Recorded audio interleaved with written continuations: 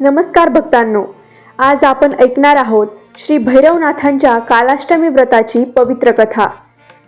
प्राचीन काळी काशी नगरीत एक गरीब पण अत्यंत शिवभक्त ब्राह्मण राहत होता। तो रोज भगवान शिवांची मनोभावे पूजा करायचा, पण तरीही त्याच्या जीवनातून दारिद्र्य, आजार आणि संकट काही जात नव्हती।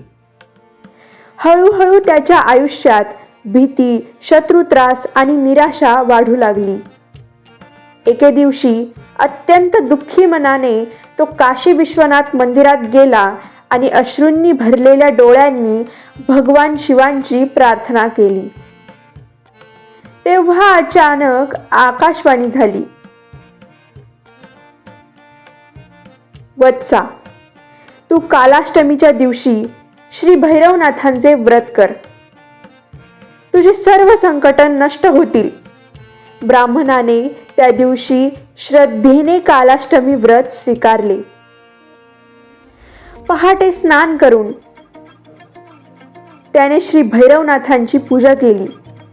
मोहरीच्या तेलाचा दिवा लावला, काळी तीळ अर्पण केली आणि मंत्र जप केला, ओम भैरवाय नमः।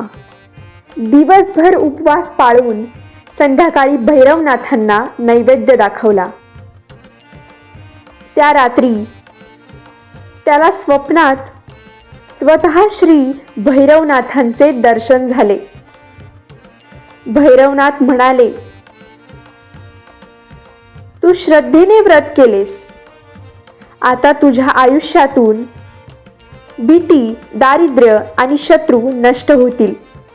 आणि खरंच काही दिवसांतच त्याच्या जीवनात अद्भुत असे बदल झाले। आर्थिक स्थिती सुधारली, आजार दूर झाले, घरात सुखशांती नांदू लागली। तेव्हापासून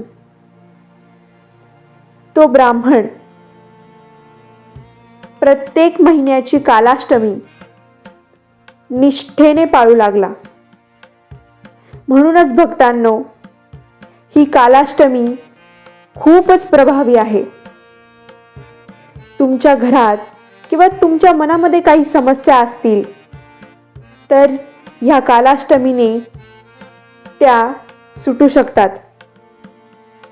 जो कोणी श्रद्धेने श्री भैरवनाथांचे व्रत करतो त्याच्या जीवनातील भीती, संकटे आणि नकारात्मक शक्ती नक्कीच दूर होतात।